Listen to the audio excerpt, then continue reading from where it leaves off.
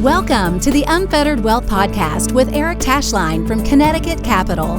In this podcast, we help business owners and successful professionals plan for better wealth outcomes.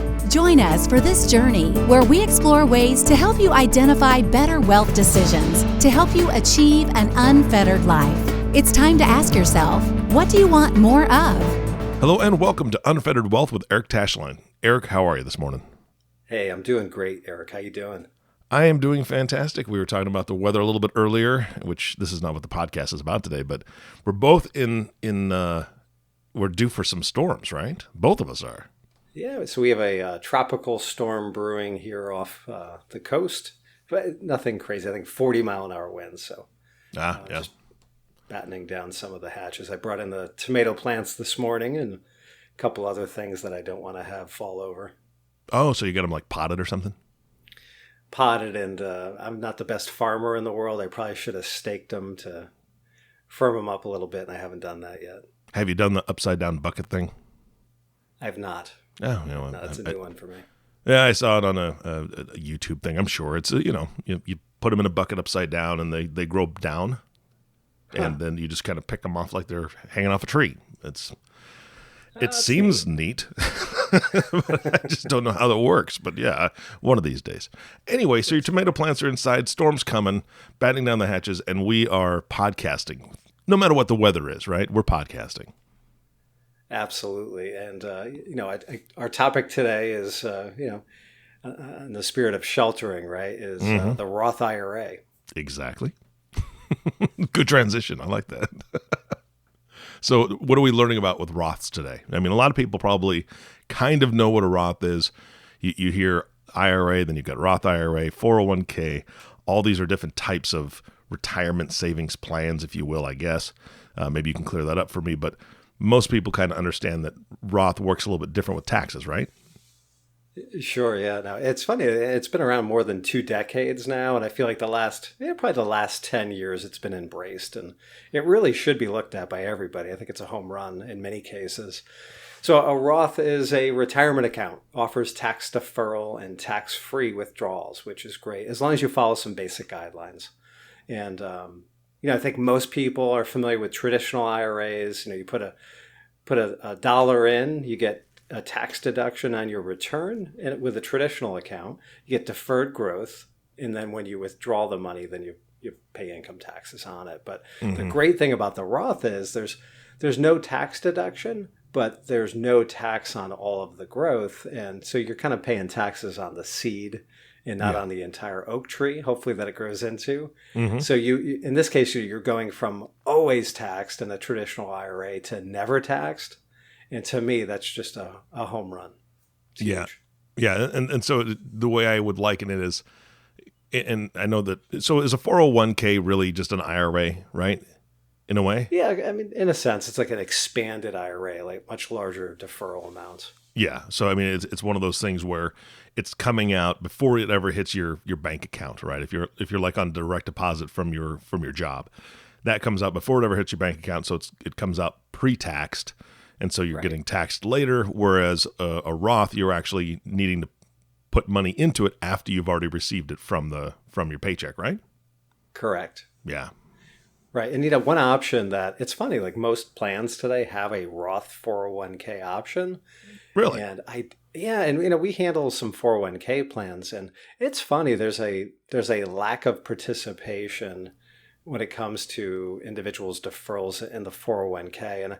And, we always preach to everybody, like, listen, you're probably, nobody knows what the tax picture is going to look like. And likely you're not going to know what your situation looks like in retirement fully. So in many cases, we're like, maybe straddling the fence is a good idea. If you're deferring, say, $15,000 a year, maybe you put $7,500 into the traditional 401k, get a deduction, and on the other $7,500, pay tax on that amount, but let it grow tax free. And to me, it's kind of the best of both worlds because you're kind of diversifying your income sources later on in life, just as a side.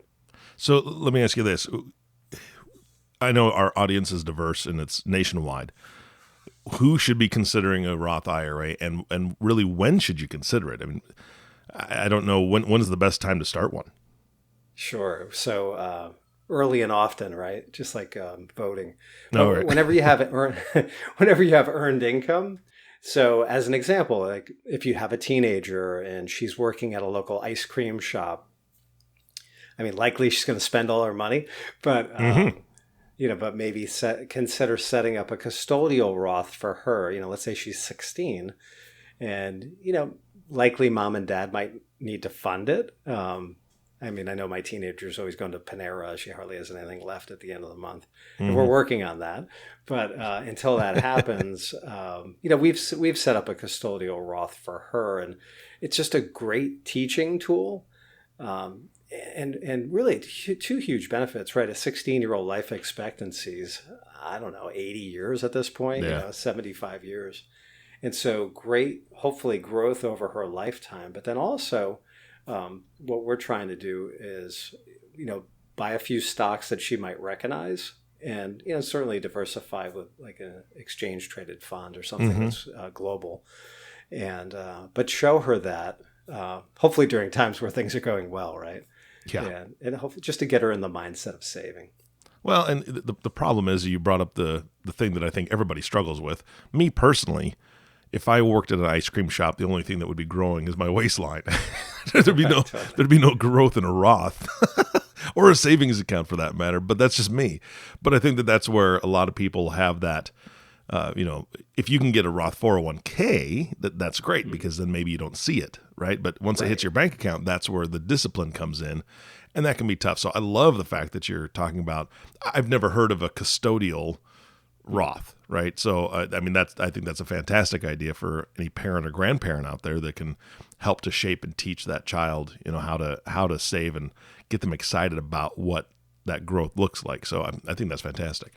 Yeah. And, there's nuances to all that we do. So when she goes to college and, with FAFSA, it would be technically it's a declared asset for her. So it might hurt a little bit with financial aid. But in my mind, I think it's just more important for her to get into the mindset of investing. So I'm okay with it. And then, and then getting back to the original topic in terms of like who should consider the Roth. I mean, if you're 80 and you're still working, you can put into a Roth as well. So there's no age limitation. It just the key is just the earned income part. All right, so let me ask you this. I know that there are limitations on IRAs and Roth IRAs that you're allowed to put in as far as how much you can put in per year. Is there I'm still kind of thinking about this custodial Roth. I don't want to just hone in on that, but are there limitations on what somebody can put into that, whether it's a parent, grandparent, or the individual themselves? So if that individual earns $6,000, then you can put in the full $6,000 amount into a Roth, which is the limit. Now you can put in $7,000 if you're an old guy like me and you're over 50, and so those are the limits basically. But if in the case we used, if your daughter's working at an ice cream shop and she earned $3,000, then you can or she can put in up to $3,000. Okay, all right. Good deal. So, but it's the same for any Roth, right? Those limitations are the same? Yes. Yep. Got it. All right. And so there's a catch-up, I guess, provision. If you're older than 50, you get that extra $1,000 per person, right? All right. No, that seems pretty cut and dry. Is it something that if you've got a 401k established or 529 plan, whatever you've got for a retirement account, is there a limit on how many accounts you can open? So what comes up, so when we're doing planning for clients, oftentimes they have a 401k as an example. And in the best cases, they've maxed out what they can put in.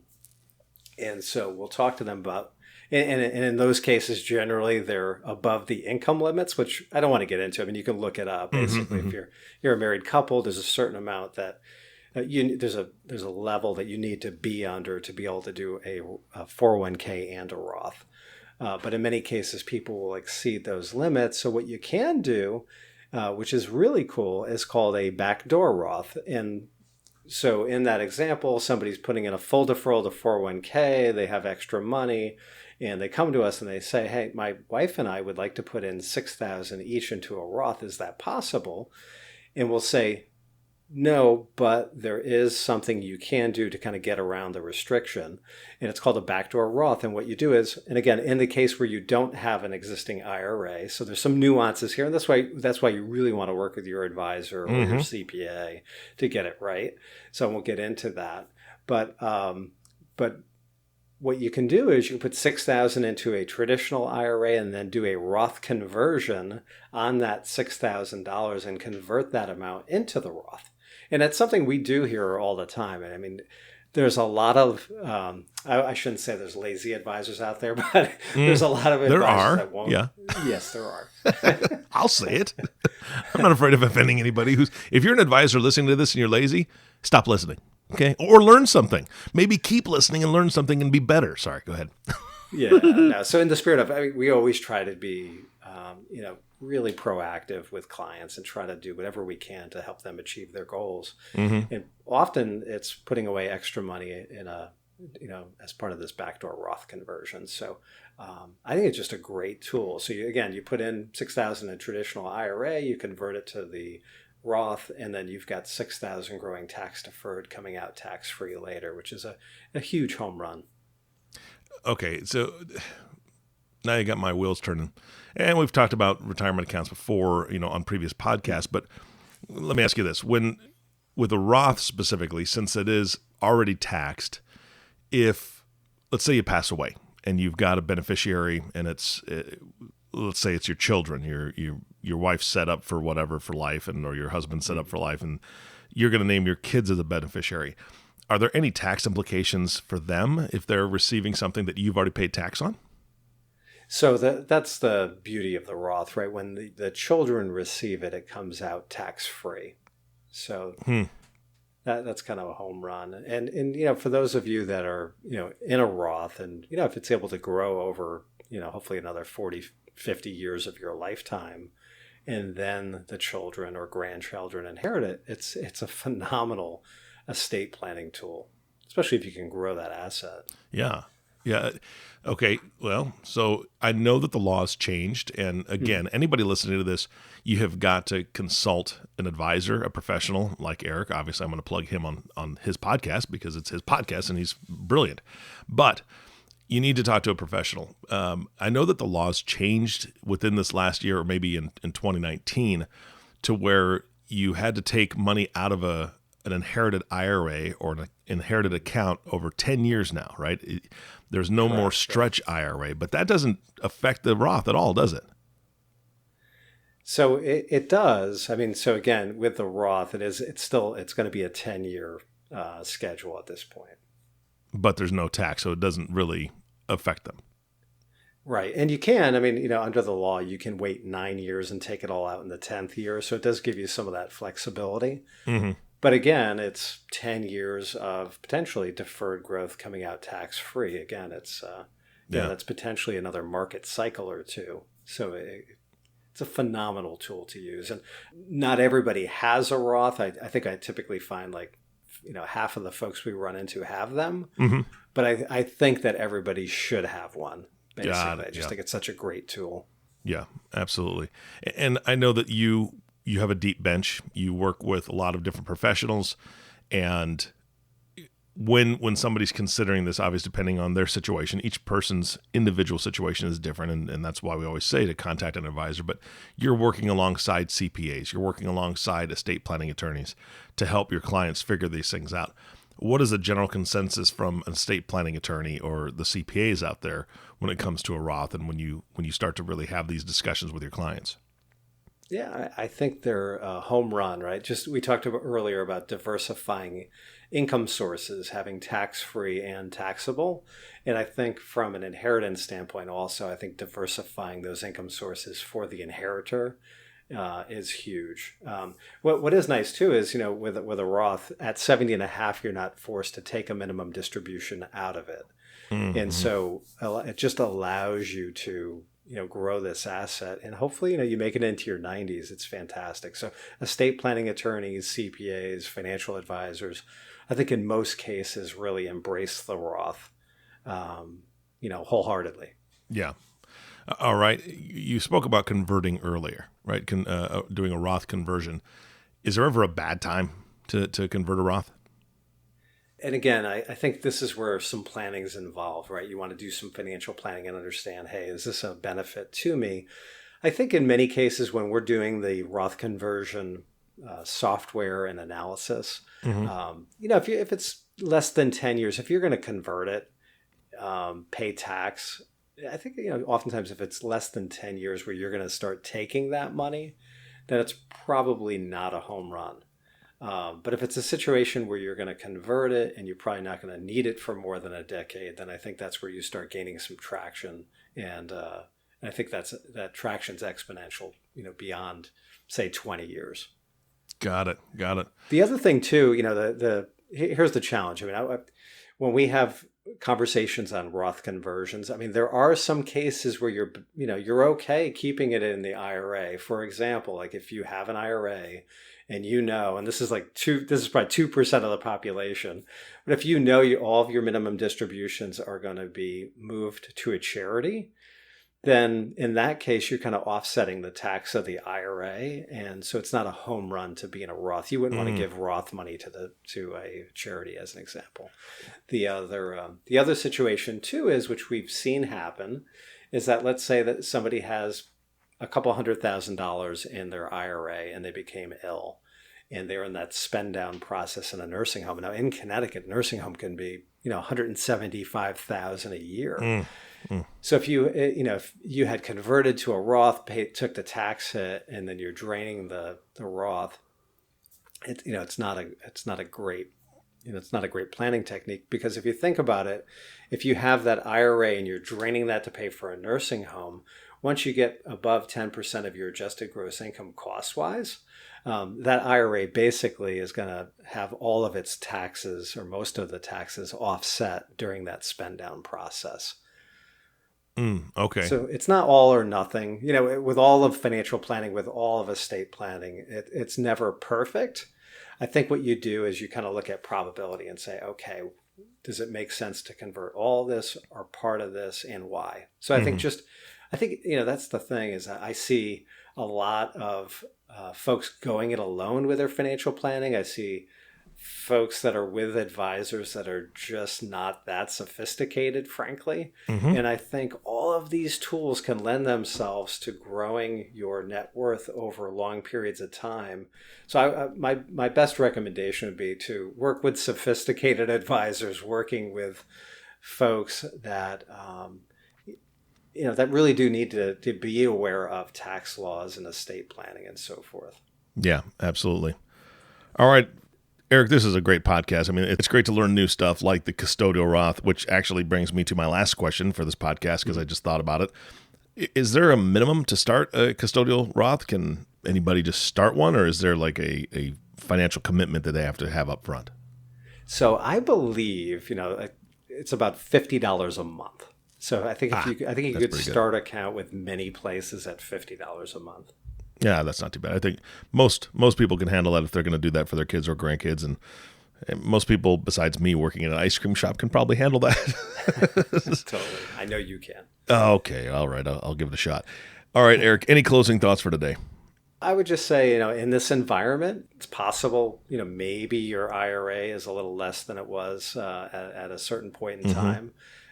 Considering Roth conversions at this point is a really good thing. And again, if you do convert, there's definitely you have to check certain boxes, and I won't get into all the minutiae of that, but just be sure that you sit down with your CPA and advisor before you start doing any conversion work, because there are certain guidelines you have to go by, and you don't want to hurt yourself from a planning standpoint. Yep, absolutely. And for those that are listening to this and have a CPA or an advisor that just isn't having these conversations with you, Eric is more than willing. So Eric, can you give them your contact info? Sure. I'd say go to the website, connecticutcapital.com, and there's a schedule a meeting area there.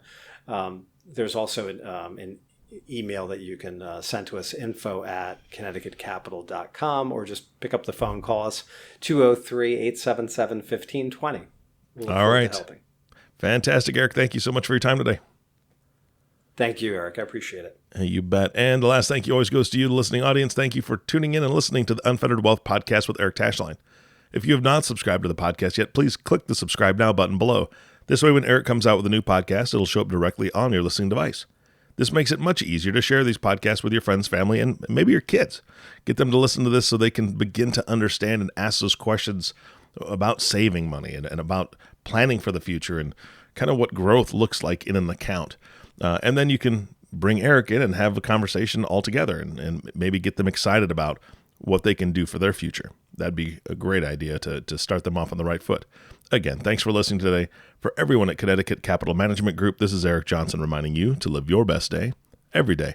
And we'll see you next time. Thank you for listening to the Unfettered Wealth Podcast. Click the subscribe button below to be notified when new episodes become available.